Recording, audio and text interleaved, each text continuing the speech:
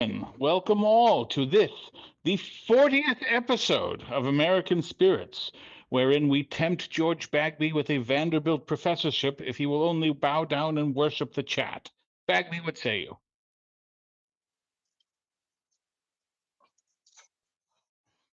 Chat, make your demands known. That may be one of the conditions.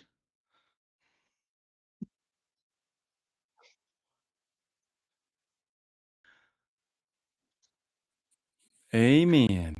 Speak of the devil, there's a Thomas Wayne Riley joining us again. How are you, Mr. Wayne Riley?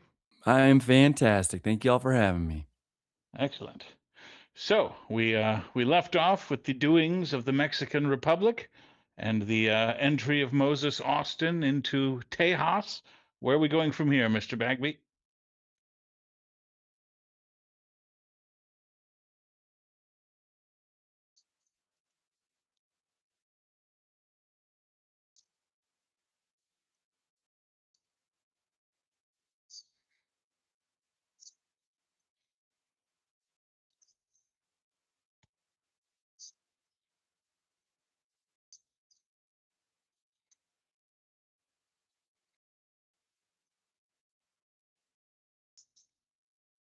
Hmm.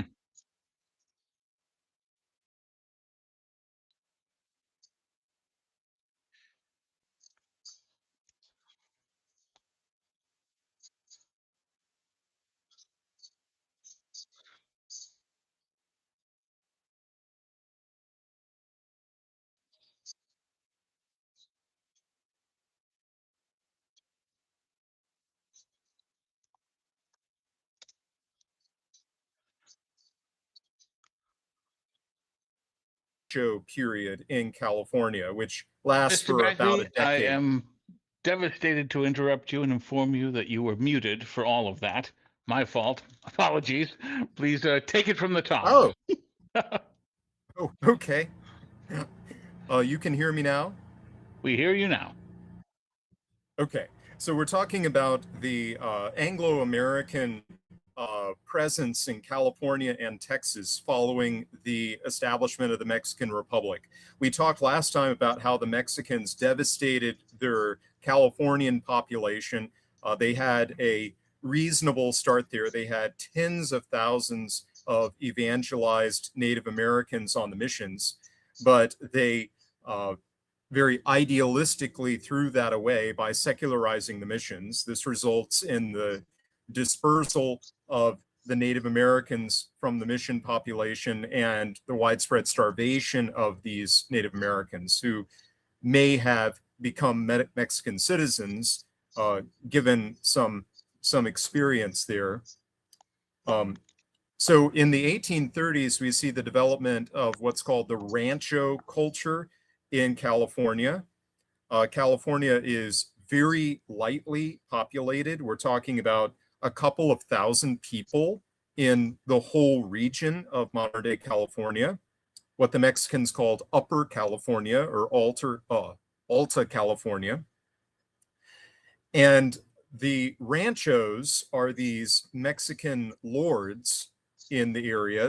They are taking over the old mission clearings, and they are fabulously wealthy and have a tremendous number of resources and live very easygoing lives in this depopulated area. This is the time of what's called the hide and tallow trade of California. So British and even Russian ships and American clipper ships come over to the California coast, load their holds full of California leather and fine California beef tallow, which is used for candles and other things. You know, it's just rendered fat. These are the main exports of California at the time. Hmm. Famously, we've got the memoirs of Dana, the famous 2 years before the mast, great American classic, written by Charles Dana, who is a Harvard graduate who goes to work on a clipper ship and goes over to California and writes really remarkable observations of this period in early California.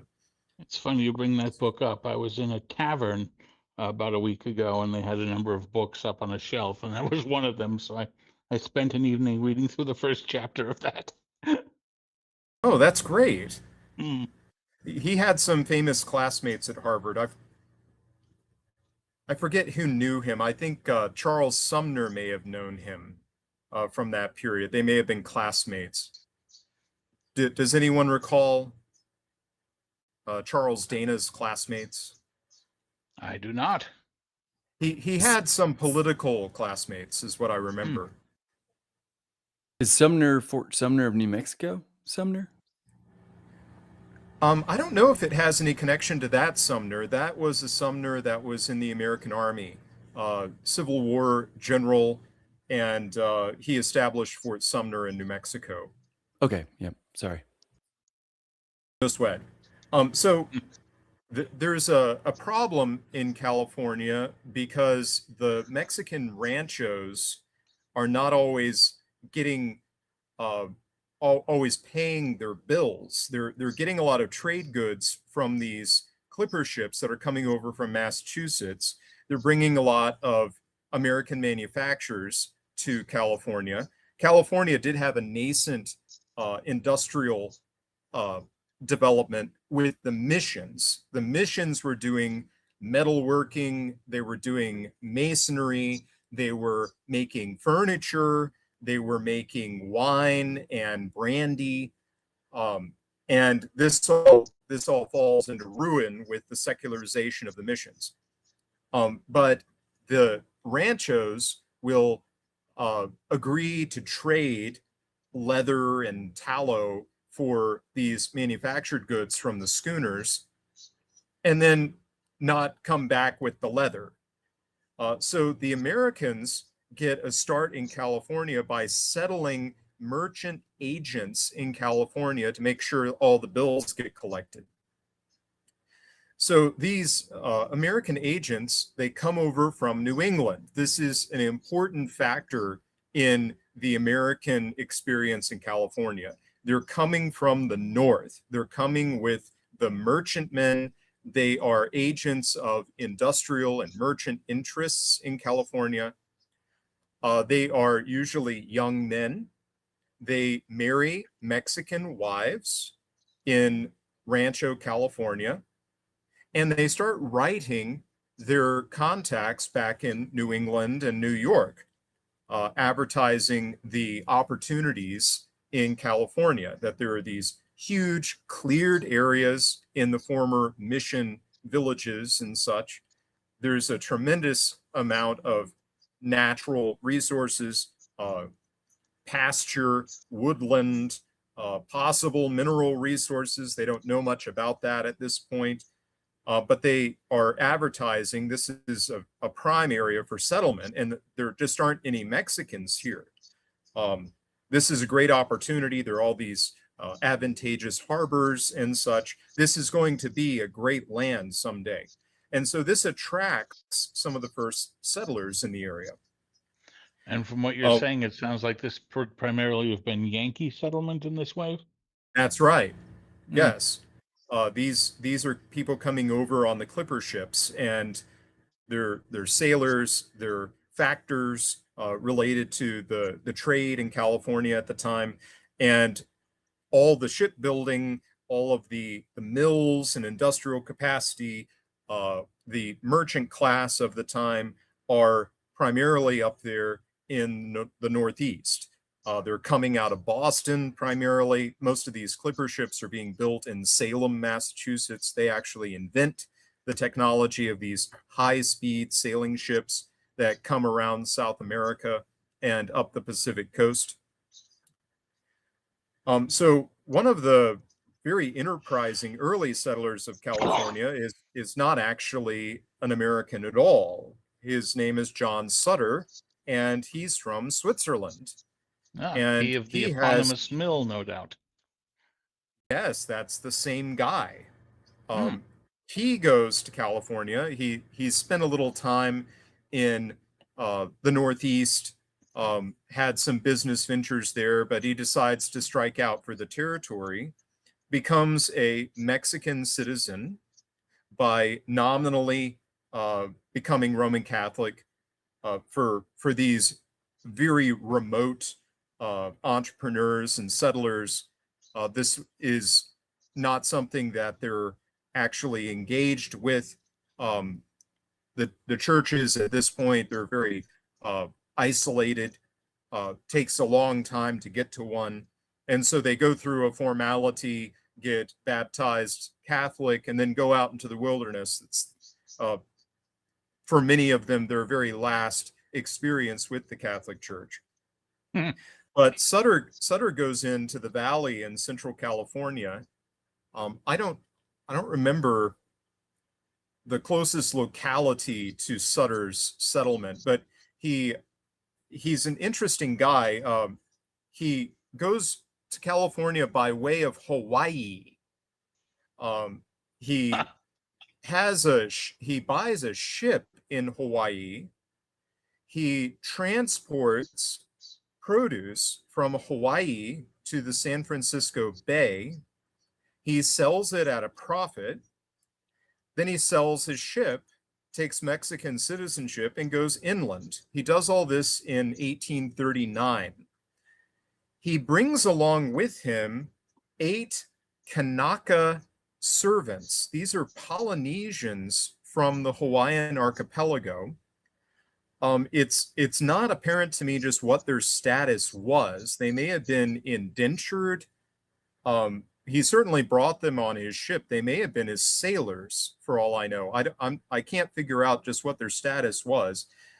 He takes them out into the wilderness. He starts building a homestead and a fort. So he's an entrepreneur with kind of feudal pretensions. But this is, in fact, a valuable feature. He finds himself in conflict with starving native Californians. These are Indians that are refugees from the dissolution of the church lands in California. He has a military confrontation with them. He's got at least one Anglo-American laborer who's working for him, probably skilled labor up there in the valley. He confronts these natives with armed force. They are very impressed by this, and they agree to work in a kind of feudal relationship with him. He is going to feed them.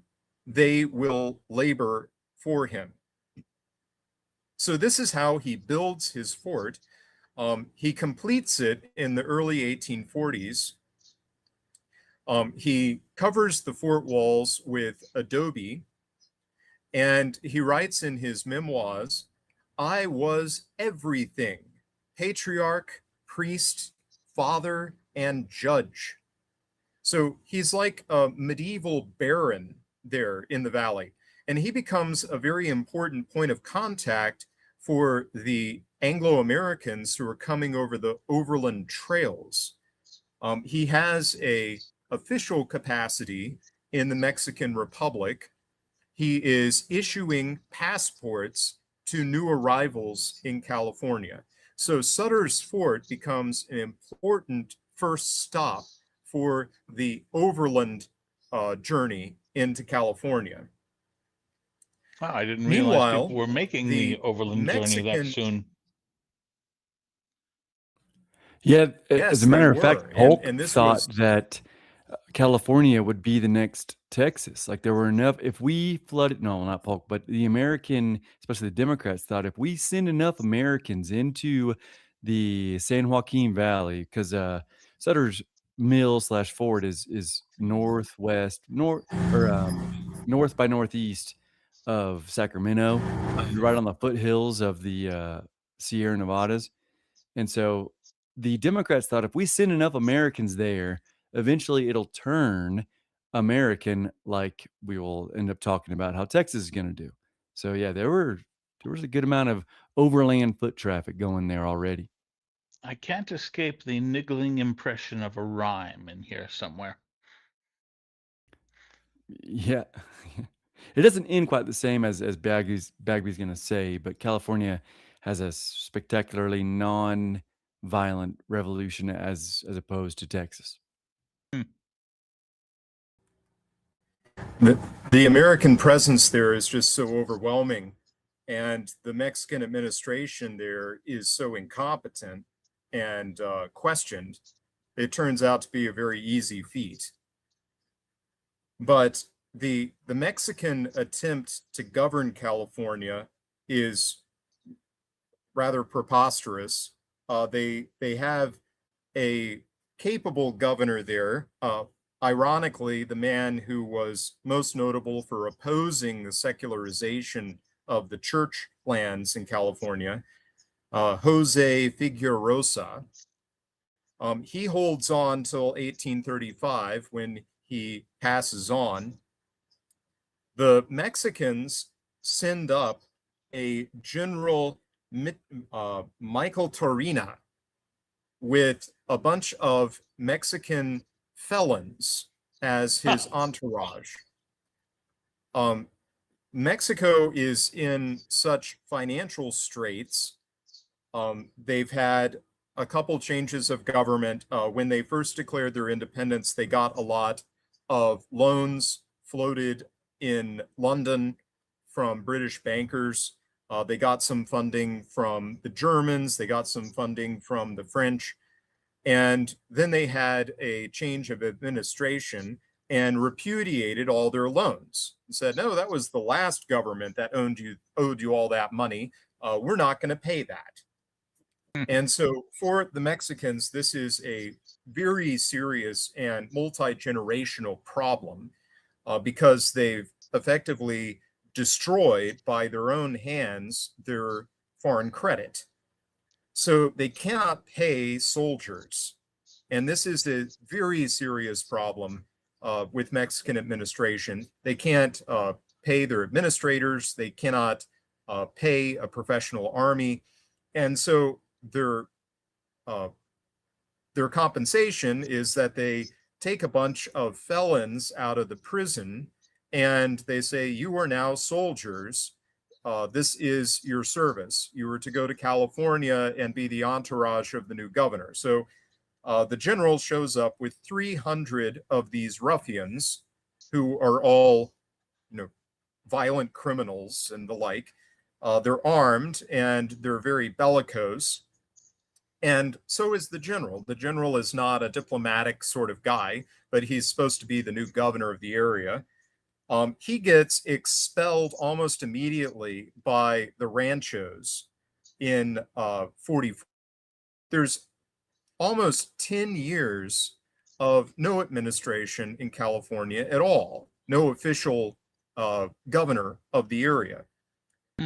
After 44, there's an attempt to establish a new administration. They send up one Jose Castro to Sonoma, which is the nominal capital of Upper California.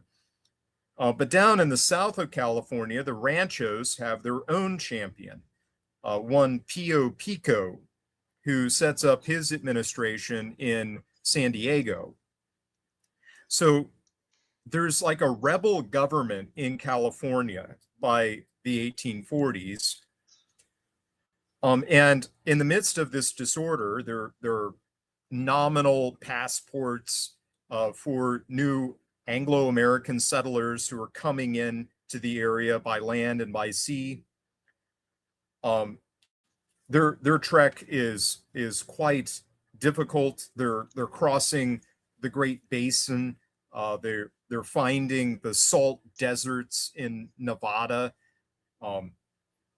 They're crossing over the Sierras and they see the coastal ranges beyond the Sierras, and it looks like a whole sea of mountains ahead of them. They imagine California must be beyond that. But when they descend the western slope of the Sierras, they find themselves in the valley, and that's California. They didn't have to cross the coastal ranges. And for them, that is godsend, because they've run out of food and water at that point, and they're in serious straits. So John Sutter sells them passports for $5 a pop and makes a fortune off of these people coming into California. And I have a great are quote becoming, about Sutter's Fort. yeah, And then go the people ahead. going there. It's all the wandering English and American vagabonds found a refuge in which they could not be disturbed by any Mexican authorities once they got to Sutter's Fort.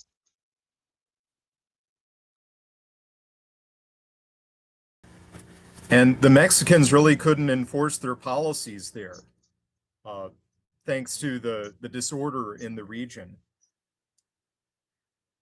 So the Mexicans have a very similar problem over in Texas. They have this very sparsely populated area, never had much potential as a land for Mexican citizens.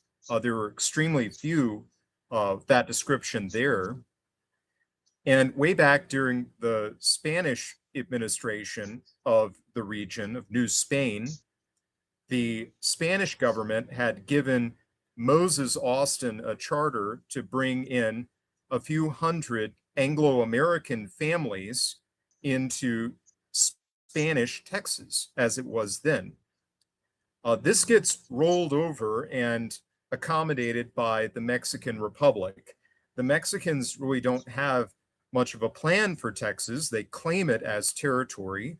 They have a little bit of presence there, but they can't get Mexicans to go there. The Mexicans have been terrorized by Indian raids in the territory of Texas, and they need some stalwart frontiersmen to go into the area and stake out some claims there. So there's conflict about this charter that was given to Moses Austin. Austin does go to Mexico and get some reassurances from the Mexican Republic that the charter is still valid under the new administration. But he dies soon after he gets back to the United States. He's intent on making good with this charter, becoming what the Mexicans call an impresario, to settle, what is it, 300 families. The old 300. Yeah, on the way back from Mexico City, Moses Austin gets he and his son, Stephen, we'll bring him up later, but Moses and his son, Slave, gets attacked by a wild cat, and they'd already been robbed. They'd already been attacked, and they survived all that. On the way back, Moses gets pneumonia. So by the time he gets back to the States, he's almost dead. And then shortly after, he does die. Mm.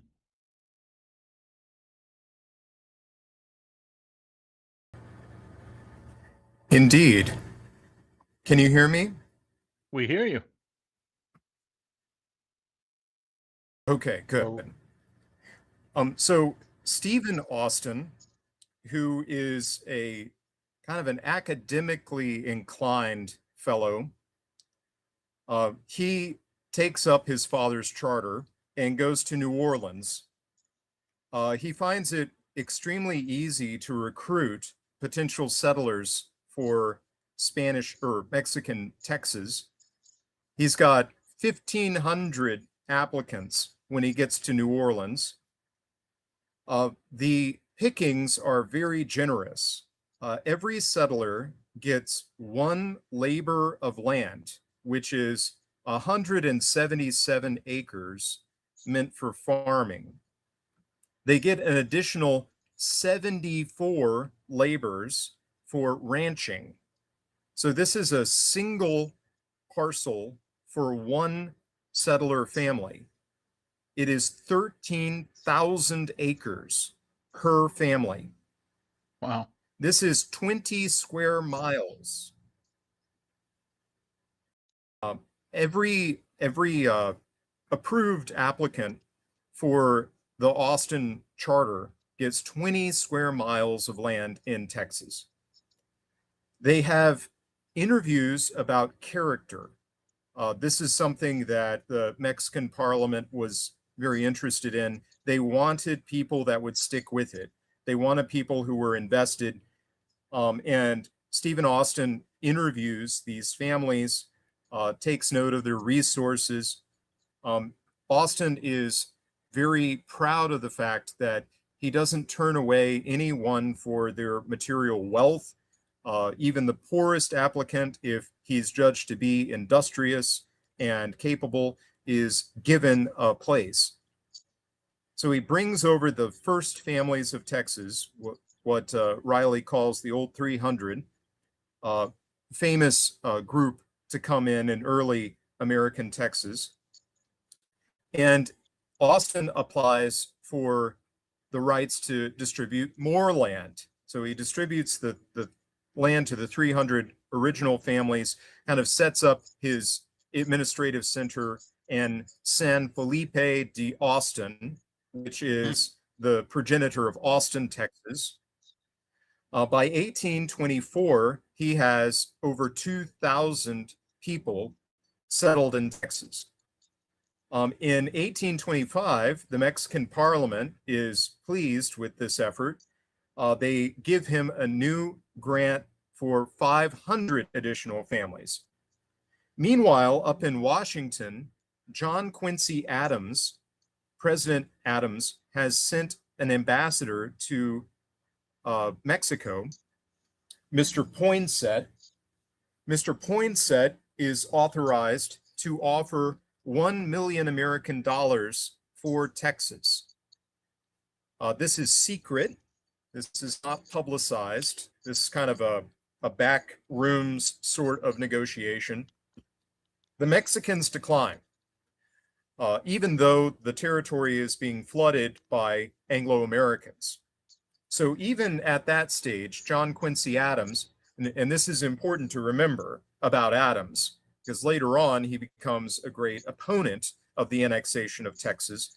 While he's president, Adams is looking for these opportunities and sees some positive results from this, but the deal is turned down. The deal is reiterated some years later by President Andrew Jackson. Poinsett is still the ambassador in Mexico City, and Poinsett offers again. And this is an interesting factor in American-Mexican relations.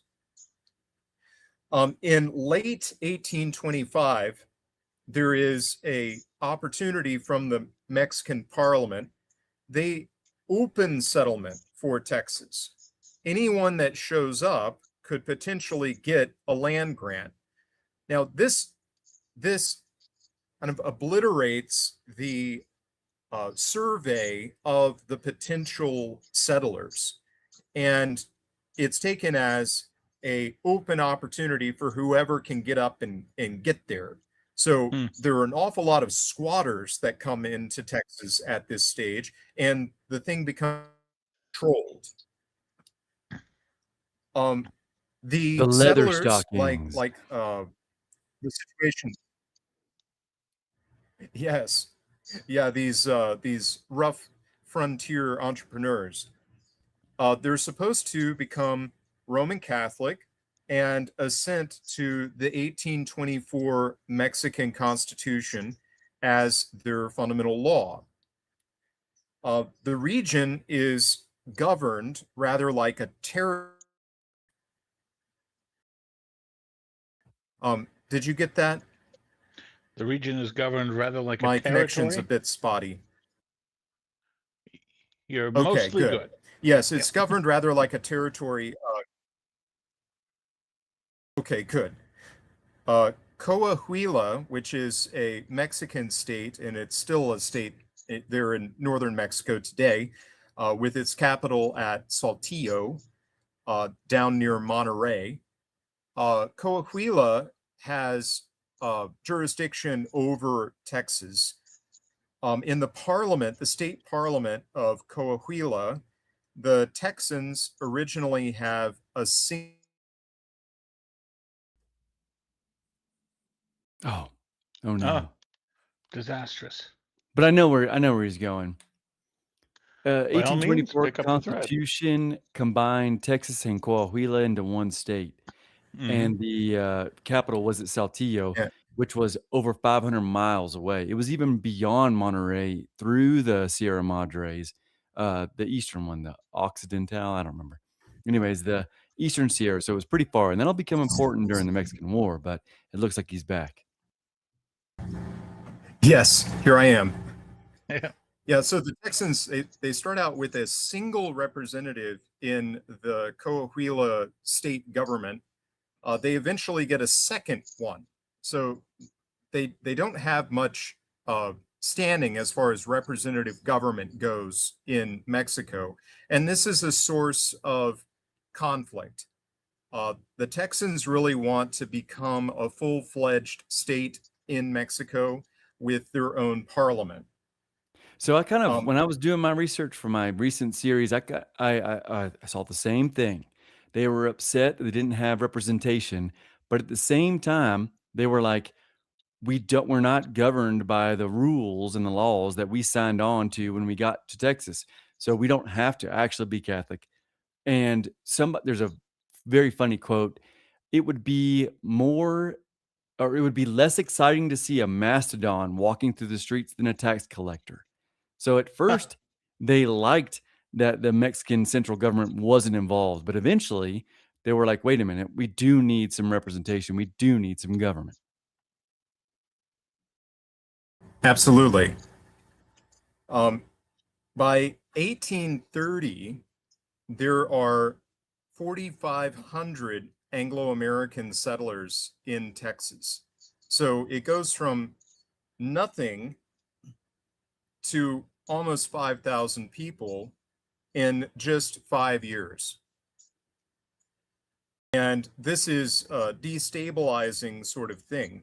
In 1826, so right after the opening of settlement into Texas, and you have a lot of freebooters and squatters coming in, there is a organized revolt at Fredonia in Texas. These are mostly squatters and such who are rather self-assertive, rebellious against Mexican authority. They mobilize and arm and declare independence. Interestingly, Stephen Austin organizes the effort to suppress this rebellion. So he marches into the area. There is an encounter. I'm not aware of any casualties from this. Do you know about that, Riley? They fled. So there had been a couple of rebellions before Austin got there. The Green Flag Rebellion with the Army, or the Army of Northern Republic, which was just a bunch of Americans led by a Mexican who came down, took Nacogdoches. Austin went to Galveston Island to go talk to Jean Lafitte to get some support to blockade the coast.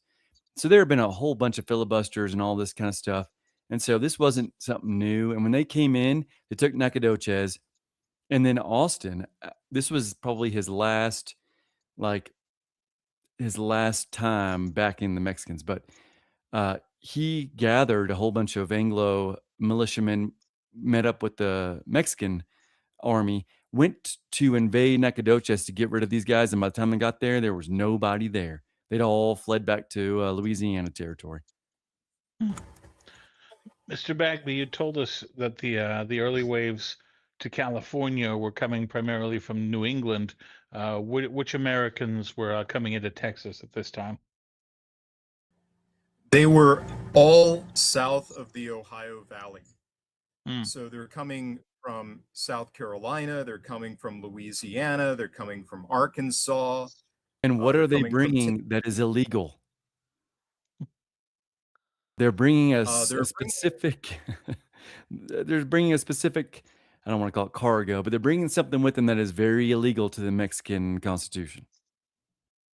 They're bringing in slaves, and they're cultivating cotton. And this is a point of conflict with the Mexican authorities. The Mexicans have abolished slavery. This is part of the impetus for the Secularization Act in California. and they are very unfriendly towards the institution of slavery. This is something that the Anglo settlers in Texas are not abiding by. They say that they're in compliance with the law, but they are obviously skirting it in that instance. So, in And spite Austin, of I'm sorry, Austin says, without slavery, quote, we will have nothing but poverty for a long time, perhaps the rest of our lives, end quote. So the Anglo-Texans are building industry in Texas. They're cultivating cotton, which is a highly valuable commodity, and they're taking it down to the coast and exporting it straight to Europe from there, or to New England. There are a number of merchants that bring their ships to the Texas coast for this purpose. Hmm. In 1830, the Mexican administration down in Mexico City, they send a Mexican general officer to Texas to make a study. They are increasingly concerned about the rapid arrival of these Anglo-Americans into the territory and are anxious, especially after the Fredonia Rebellion, that the Anglo-Texans are going to eventually resolve to form their own political destiny. So General Manuel de Mier y Terán, he comes to Texas and writes a very interesting report. He recommends the immediate end of Anglo-American immigration into Texas. He says the ethnic and religious difference is significant, that they are likely to be a fifth column inside of Mexico, in certainly any conflict they might have with the United States, and that they are likely going to grow more restive and outside of Mexican control. So he recommends the immediate end of immigration into Texas, and he also recommends that they find other immigrants. They want to find other ethnic groups to settle in Texas. And the general says if they bring in other ethnic groups, then they will form ethnic factions and be posed against one another. They will find internal conflicts in Texas, which will make them easier to control from Mexico City. A strategy of breathtaking cynicism. I am so glad that it hasn't been employed ever since. Can you imagine if that was happening here right now? Man. Well, this is an old strategy that we can find even in Aristotle's Politics, Hmm. well known in the classical world, even. And Machiavelli has some things to say about it as well. So, interesting strategy. The Mexican parliament responds to the general's report by curtailing immigration almost immediately. They declare an end of settlement in Texas, and they rescind the charters for the impresarios. There are a few of them in Texas at this point. Austin is just the most famous of them and the most instrumental. But the impresarios then feel very chagrined because they were making a lot of money by surveying the land parcels for the new immigrants. Mm. So this cuts off their source of wealth and status, and they feel like this is a breach of contract. This alienates many elites in Texas, and they are lobbying for renewal of immigration. The Mexican parliament reverses their stance in 1833, and shockingly, by 1835, there are over 30,000 Anglo-Americans in Texas. Hmm. Yep. So this is I was a hoping you were going to bring huge that up. wave. there are only 3,500 Mexicans, ethnic Mexicans, called Tejanos in Texas at this stage.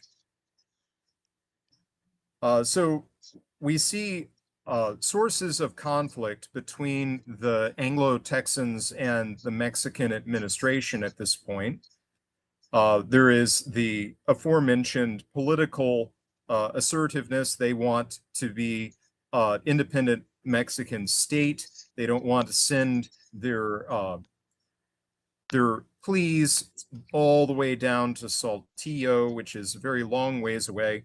And there, the representation of Coahuila totally overwhelms the Mexican or the Texas delegation in the parliament and at the state level there.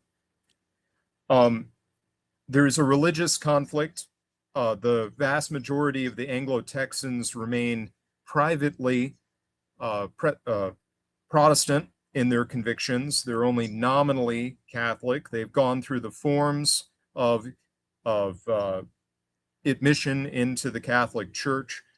They've been baptized as Catholics as a condition of their settlement in the territory, but there are shockingly few Catholic churches because none of these Anglo-Texans are patronizing Catholic worship. They remain privately Protestant, and for them, this is a very private matter. They are very far removed from one another. They're not settled in towns or cities. They're dispersed across the country in these 20-mile segments of land. They're very far away from one another, really. So they are practicing their religion privately in their own homes with their own families. And they really want religious liberation so that they could build their own houses of worship according to their own desire. The Mexicans also require all civil suits and criminal matters to be brought to judges in Saltillo. But So in the what judge language? in Spanish.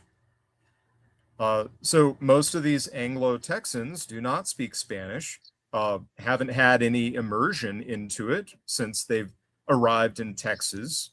They're not living around it. This is a vast and empty country at this stage.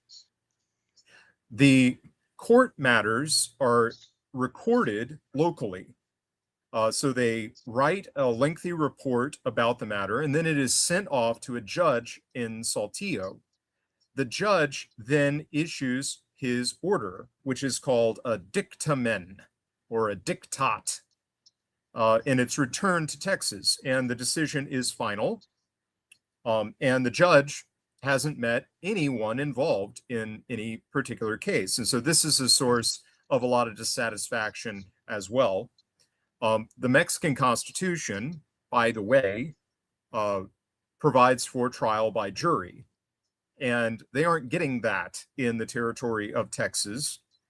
And this is also their tradition. They are American liberals from the United States, after all, and they expect a trial by jury. So this is a source of conflict inside of Mexican Texas. And there's a great quote from a Tejano, a Hispanic Tejano at that time, who said, "The Americans walk around with the Constitution in their pocket." Hmm. As in the American Constitution, not the Republic of Mexico. Indeed. And the Americans not reading Spanish are inclined to believe that the Mexican Constitution of 1824 is directly comparable to the American Constitution. It is very similar, to make a point of it. Massachusetts Constitution, It's I think. obviously the 1824 Mexican Constitution is extremely similar to the Philadelphia Constitution. Philadelphia, okay.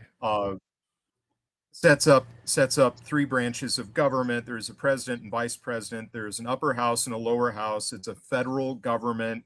It has a great many liberal safeguards analogous to the Bill of Rights. They do have an official religion, that is Roman Catholicism. That's a major difference, but it is in many other respects quite comparable, but it is not the same document. There are Mexican differences there.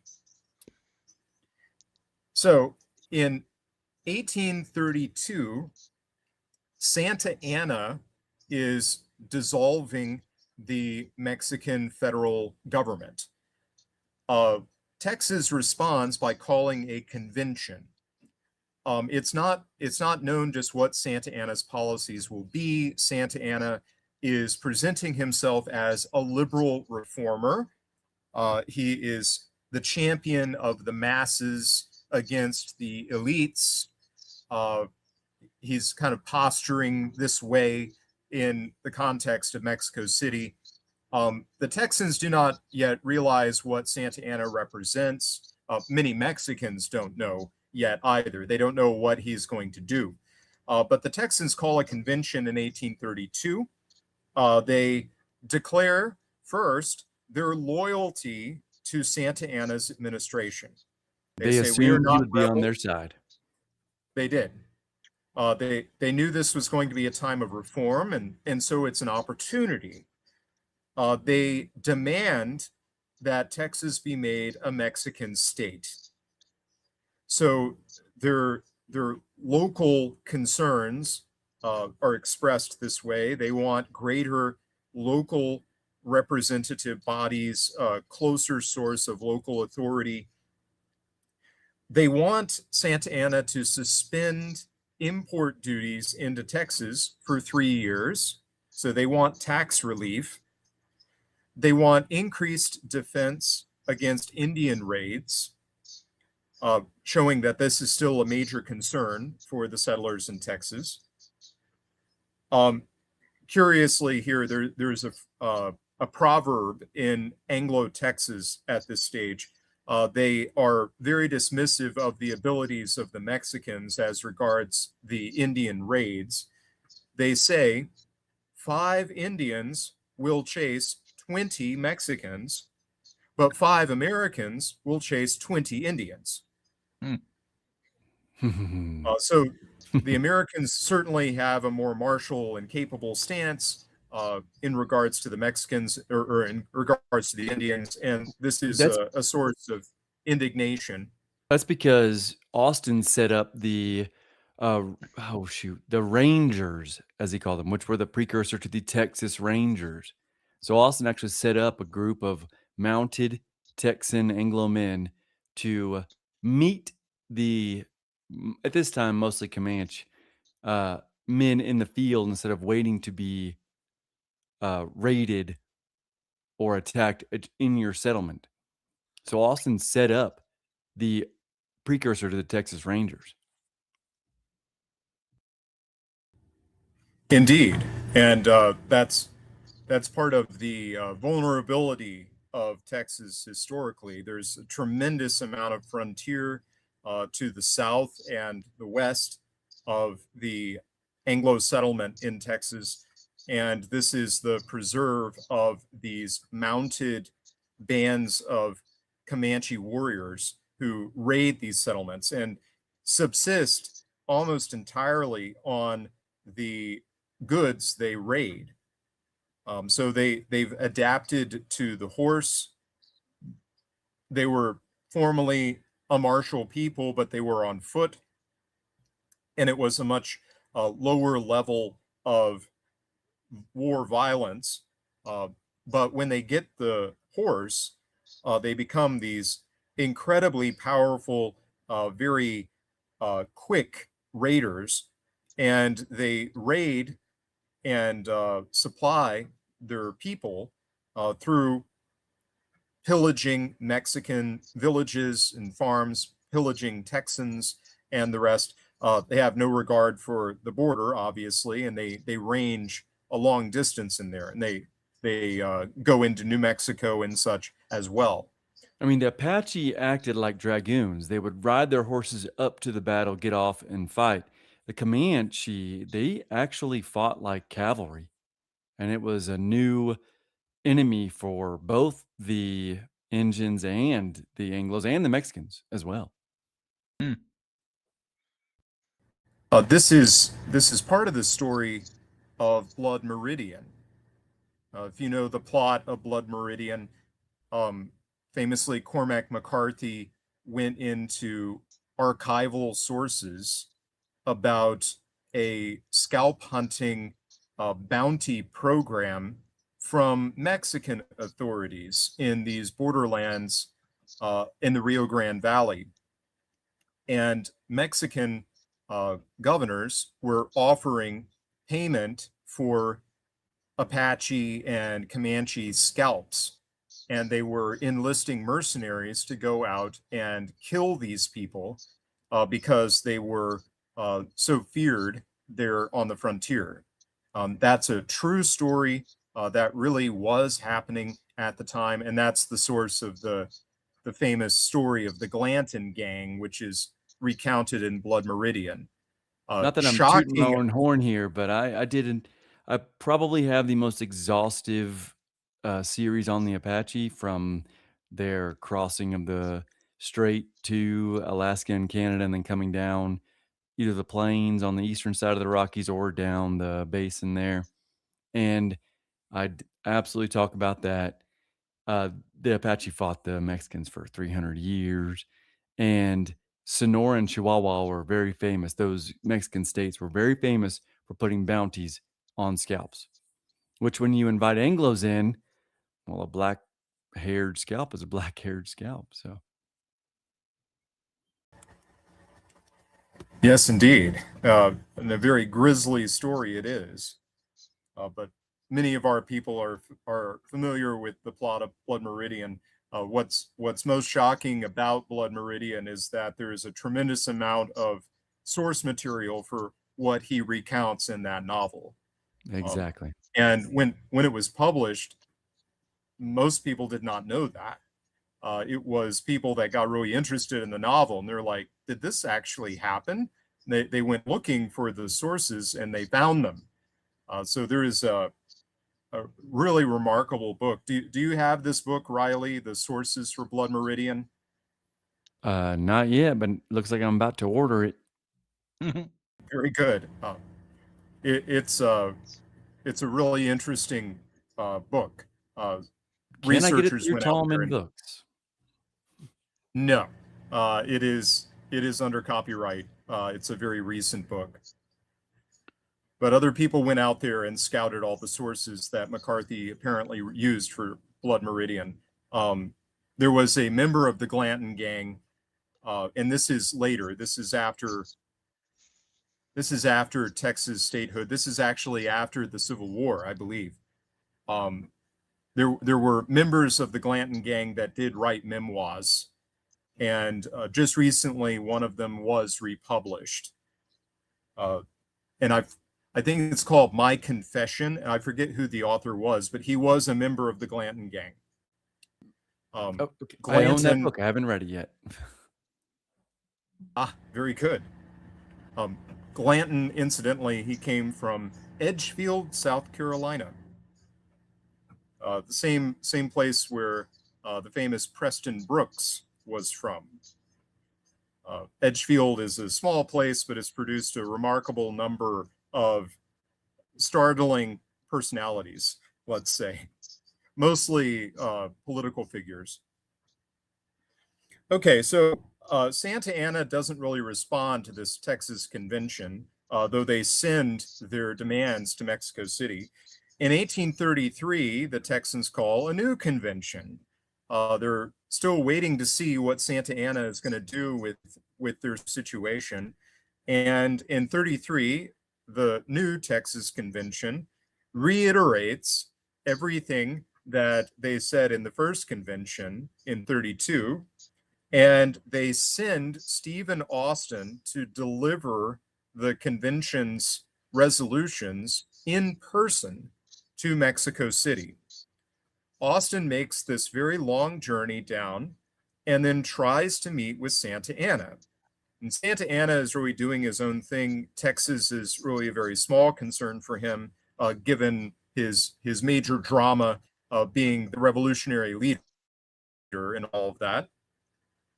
Austin is kind of shoved aside and waits for months to get his hearing, to meet with authorities and such. Bribes are demanded repeatedly for him to have meetings that should be a matter of course for a Mexican official, which is what Austin was. Austin writes very indignant letters back to Texas to explain what's taking so long and how he's being shoved aside and mistreated and such. The bribe demands and all sorts of things, corruption that he observes and is asked to be a party to. And he writes very critically of Santa Anna. What Austin does not know is that all of his correspondence is being read. So the Mexicans are opening his mail and trying to find sentiments of disloyalty to the administration. The Anglo-Texans are under suspicion here. And Austin gets imprisoned by Santa Anna. He's kept in confinement in Mexico City.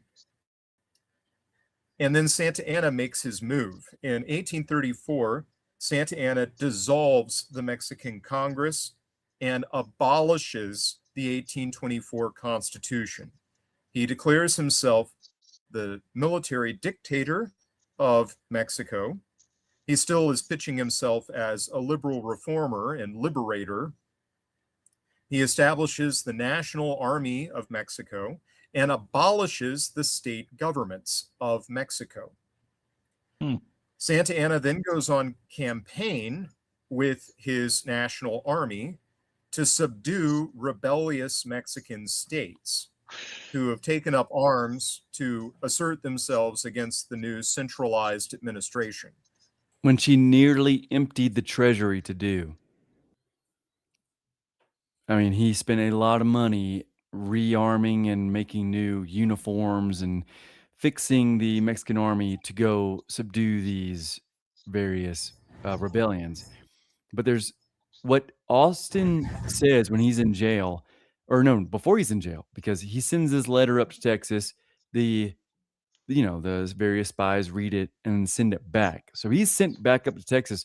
While he's walking back up to Texas, the spy is sending the letter. They probably passed each other on the same road. He said that, oh shoot, the fate of Texas depends upon itself and not upon the government. So he basically is asking for rebellion. Austin is, while he was waiting to see Santa Anna. Once he sees Santa Anna, he realizes, I don't like this guy at all. So he continues to send letters. And then he finally sees Santa Anna in person. And Santa Anna's like, okay, I'll give you the Constitution of 1824 back. I'll get rid of the 32 or 33, whatever it was. And so Austin's like, yeah, I got to win. He goes back up, gets arrested in Saltillo, and then sent back to DF for another year, I think.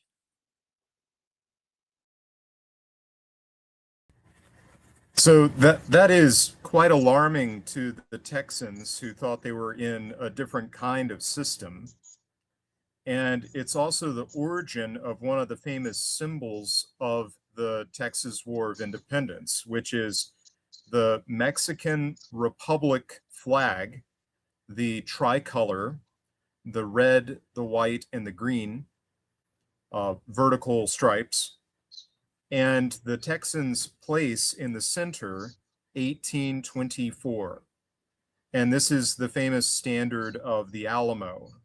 Seems to be some dispute about whether or not that flag was actually flown from the Alamo, but it was a flag that was brandished by the Texans at this stage. So they're signaling their conservative sentiments in a Mexican context, that they like the federal constitution of Old Mexico and do not like Santa Anna's coup. So this has some correspondence with the defeated Mexican federals who are in warfare with Santa Anna. Santa Anna does subdue the substantial member states of Mexico. 1835, so a few months after he dissolves Congress and declares himself dictator, Santa Anna is very eager to recover the financial situation. The civil war that he has begun is extremely expensive, and his treasury is empty. He sends out new garrisons and tax collectors across the country. These tax collectors make their way to Texas and start demanding bribes in addition to the new taxes. So basically, they'll look the other way when it comes to your taxable property. If you personally pay them, you participate in the corruption. And the Texans Otherwise, didn't you're have to going. pay tariffs on very valuable resources, and that was done away with the 1830 Constitution. And so Santa Anna brought it back, and the Texans were not happy about paying for very simple household items with a huge tax on it. Indeed, and they are also agrarians, so they aren't manufacturing these things in their own territory. They're importing them, so these tariffs are onerous for them, and they did have that tariff relief formally. So this is another thing that bolsters their preference for the old system. They didn't have these tax collectors and these particular tariffs enforced. So there is a military announcement. Santa Anna kind of preempts his policy in Texas. He sends out some new garrison officers who are going to organize the old presidios of Texas and occupy the territory with some military force. Nothing like what Santa Anna is doing down in Mexico at the same time. This is just an outlying territory with a small population. But the officers make the announcement, we are going to occupy this region. We are also going to collect taxes from this region. You aren't going to be able to skirt this because we're going to have a military garrison here to ensure that you comply. They also start rounding up weapons that were given to the local militias for Indian defense, because they are very worried about these local military organizations, these volunteer organizations, which had formerly been used mostly for defense against the Comanche raiders and such. So they are very open about their plan with Texas. And this creates a movement, an actual military organization among the Anglo-Texans. They see that none of their convention demands figure at all in Santa Anna's plans, that they are either going to act now or they are going to be occupied by these new presidio garrisons, and they're not going to be in a position to resist. So Colonel William Travis, of South Carolina originally, later is called Colonel, on his own initiative, he organizes a militia of like-minded Texans. They arm themselves and they go to Anahuac, which is a Mexican garrison. There are some Mexican soldiers there. They surround the fortress. This is I don't know the construction. Have you ever seen any image of Anahuac, Riley? Is I this have like not. an adobe fortress? Is this a Yeah, palisade? I am actually not sure. I can't say it's Adobe because of the landscape around it, the chaparral and whatnot. But yeah, this is a very exciting story about William Barrett Travis here. Well, the Mexicans have some kind of palisade or wall that they're behind. They are caught completely by surprise. They don't see this coming. Travis cuts them off and lays siege to the fort. With The 25 men. 25 men he has. So they easily intimidate this military garrison, and the garrison surrenders to Travis with no casualties on either side. So this is He a bloodless siege. he fires one cannonball, and the Mexicans say, or no, I guess Travis says, if you have 15 minutes to surrender, or quote, you'll be put to the sword. And then they all abandoned it. And there were 40 men in the fort.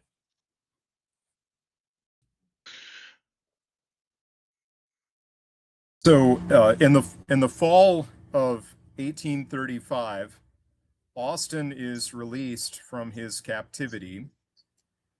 This is also a curious choice by the Mexican authorities to send Stephen Austin back to Texas after this experience.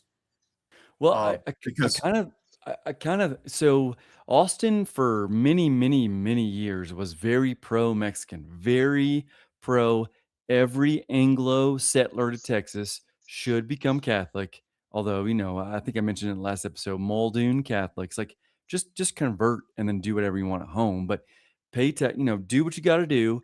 We are pro Mexico here. We're trying to be a Mexican state. We're not trying to be an American state, although his next president will do that. But anyways, so Austin was like, we need to have good relations with the Mexicans, and so that's why he gathered the men to go fight Nacogdoches. And so I believe the Mexicans saw all of that and probably read those correspondence as well and thought, let's release him because he will go convince the Anglo settlers to come back to the Mexican fold. But this whole experience in DF changed him. In Mexico City, it changed him. He became, I have a quote somewhere here, but he was like, nope, the only course now is war. Oh, I found it right now. Austin saw that Santa Anna was a bloody warlord, and he said, he called him an unprincipled, bloody monster. War is our only recourse. No halfway measures, but war in full, is what he said when he got back.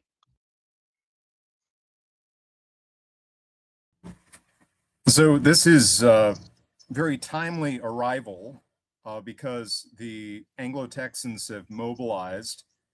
They capture the Mexican garrison at the Alamo, which has been fortified. The Mexicans have actually turned the mission grounds into a fortress. It's partial adobe ramparts, partial wood palisades, and the famous chapel that we all think of as the facade of the Alamo. That's kind of an adjacent structure without a roof on it. It's Yeah, the not roof had really a caved in. usable structure. It's used as so it's kind of a ruined solid adobe structure, but it's not really part of the walls of the fortress. It's just adjacent to the fortress. The fortress is this big rectangle that extends beside the chapel, and the chapel is like one corner of this larger fortress. So they capture the Mexican garrison there.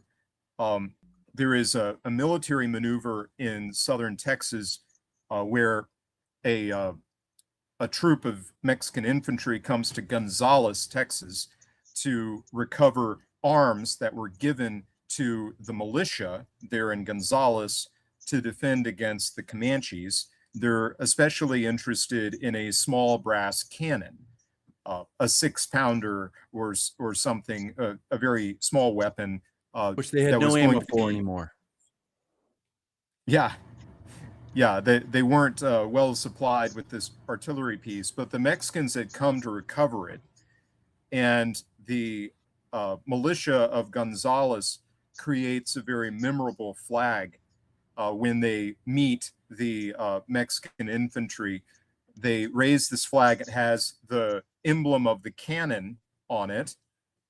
It has the Lone Star, which is an important heraldic symbol for Anglo-Americans. It had been used some years prior when the area of Spanish Louisiana had revolted against Spanish authorities shortly after the Louisiana Purchase. So this is now part of Louisiana. It's what we call the Florida parishes of Louisiana. They had scared the Spanish garrisons out of the area and were trying to assert their independence with an eye to join the Union as a separate state in the Union. They called themselves the Republic of West Florida, with their capital in St. Francisville, Louisiana. A very sparsely populated area at the time, but mostly Anglo-Americans. They outnumbered the Spanish Creoles of the area. They created a banner called, we know better as the Bonnie Blue flag. So the blue banner with the large white star. So the single star, the Lone Star, has an importance among Anglo-Americans as representing their political assertion that they wanted to have a republican form of government as opposed to a monarchy or centralized government or personal government. And they put that Lone Star on the Gonzales flag, along But that with actually, so I mentioned earlier the Army of the Northern Republic who came in with a green flag rebellion. They had a lone star on that flag as well, one single star. And in this Gonzales attack by the Mexican forces, the woman who created it was a daughter. So Austin was not the only Anglo who was given a colony. There are about 30 Anglos given colonies in Texas. Only 16 of them actually fulfilled the colonies. And one of them was, oh, I got to look through my notes. I don't remember. So one of them, the man died in a cholera epidemic about 5 years before what we're talking about right now.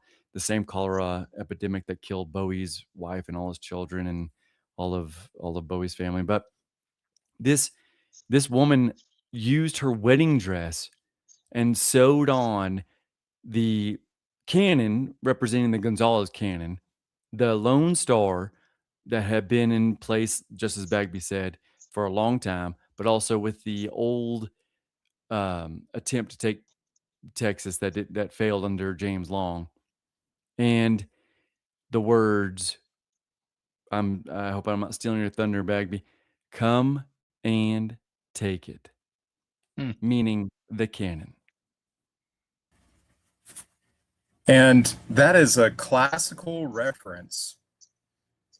It goes all the way back to King Leonidas at Thermopylae, where the Persians came and told the Spartans to lay down their weapons and offer the Persian emperor tribute.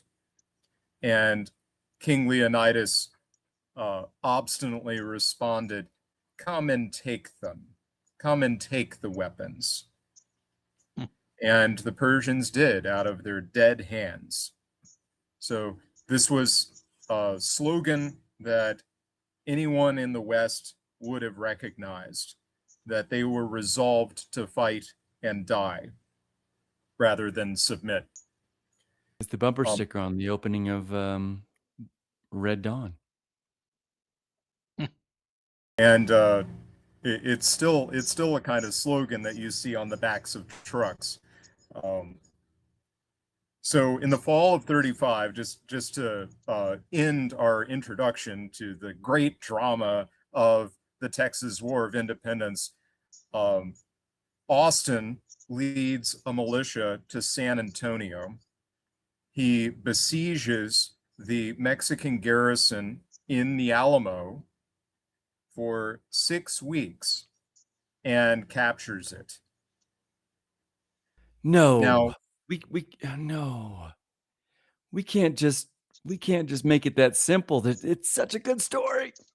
Okay, maybe I'll just hop my own stuff at the end. Maybe it's such a good story. It's It's But incredible. Maybe we'll yeah, maybe it's not my place to say Well, how to. oh no, no, no. I would love for you to do that. Maybe we'll start our next episode with that, Riley. I'll give you the floor and you can give us your version of it. Yeah, the Austin. first battle of the Alamo. Yeah, well, there was a Yes. battle before that too, but Austin, he had no military knowledge or no military experience at all, and so he kind of and all of these volunteers, these are just Texans. What do you think Texans did sitting around for a couple months? They got drunk. They deserted. They went home. They almost completely abandoned the siege and let the Mexicans take it. But somebody came along and And we'll named find out who next week. yes, yeah, yeah, yeah. We should dedicate a whole maybe episode to because the leader of sorry, I'm like switching thoughts here, but the leader of or the military leader of San Antonio at that Time was Santa Anna's brother-in-law, Coes. And so he had Mm, some, and Santa Anna had been in Mexico 15 years before, and he had killed hundreds of Anglo and Mexican, or not Mexican at the time, but hundreds of Spanish rebels and Anglos that were in Texas and dismembered them and hung them from trees. mm, So, I mean, he was there again for the second time. He was 19 the first time.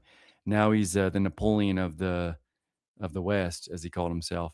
And so mhm. he was going to set an example among these Texans.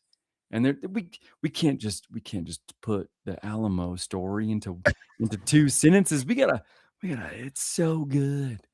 We got Well, so many. we will Uh, tell it in full, but next week. Yes, Mr. yes, Bagby, of do you have course. any closing themes for us before we leave on that cliffhanger? It's very remarkable to me that even at this stage where they're capturing Mexican forts and garrisons and such, they have not declared independence yet. Mm, So So there true. is a possible reconciliation. And it reminds me of the lead up to our own War of Independence, where we have these military operations like Lexington and Concord, and the Continental Congress has not declared independence. yeah. So there's a certain analogy possible there. But it's a very exciting and inspiring story. Um, I have but one thing to pitch. I've just republished a biography of Sam Houston. Ooh. If you go and look at my Twitter handle at Tallman Books, that's my handle on Twitter. You can find a link to The Raven by Marquis James. Just republished it, a new volume from Tallman Books. Excellent. Well, before we close out, we do have some super chats to get to. So let us see what blandishments the chat has offered to Mr. Bagby. Bolero393 for $10 says the OGC draws the line in the sand that all patriots must toe. This has always interested me. Is it toe the line TOE or is it toe the line TOW? Do either of you know the origin of the phrase? I'm gonna Well, if say it's a you line, put your toe on the sand and you draw with your toe. Hmm. I'd TOE. always envisioned dragging a river barge, but maybe that's just my What do you think, Midwest Bagby? imagination. I'm thinking that it's a line in the sand. Toe the Mhm. line. It's like you're tempting fate. Step over the line, or you get right up to the line. Which I just drew with my toe in the Mm. sand. Well, nevertheless, thank you, Bolero393. The OGC does indeed draw the line. Bolero393 again for a further $10. Meant to add in the last super chat that we must toe the line as did Travis's men at the Alamo. Indeed. And then finally, once again, Bolero393 again for $10. This is a remarkably dedicated super chatter we have here. Mexico's customs and immigration policies of the 1830s and 1840s look almost as unserious as their U.S. equivalents after the Eisenhower administration. Indeed, it has been a stream replete with resonances that I have been picking up. That is why we study history. If we don't, oh, Absolutely. goodness me. And at the very end, Bolero 393 with a fourth $10 super chat. Thank you very much, sir. Come and take it was the slogan of Texans. From my cold dead hands was the bumper sticker on the man's truck as the Soviet soldier stepped on his hand and stole his pistol in Red Dawn. That is Yes, that is correct. Thank that you. was my reference. Yep. Yep. Thank you for keeping us straight on all of our Red Dawn references, Bolero 393. We count on you as always. All right. That's all we have for Super Chats. Bolero 393 dominates this evening. It's a total wipeout. Mr. Riley, do you have anything you wish to plug? Just visit theamericans.southwest.com or watch or actually listen to my podcast, The American Southwest. I just released my first episode 3 weeks ago on this exact topic. And tomorrow I'm releasing the second episode, which is I ended my last episode with the Alamo. I start after the Alamo, mostly about Sam Houston and the Revolution. It ends with San Jacinto. Excellent. And Mr. Bagby, you've already had 1 shilling. Have you a second? Yeah, you can find most of my books at my website, which is www.tallmenbooks.com. And I've got another volume on there about the Spanish Southwest under the Chronicles of America series. You can find that as well. Amazing. All right. Well, chat, that is our show for this evening. Tune in next week for the exciting story of the taking of the Alamo, as distinct from the defense of the Alamo, which I'm sure we will cover in due course when we get there. But for tonight, have a good evening.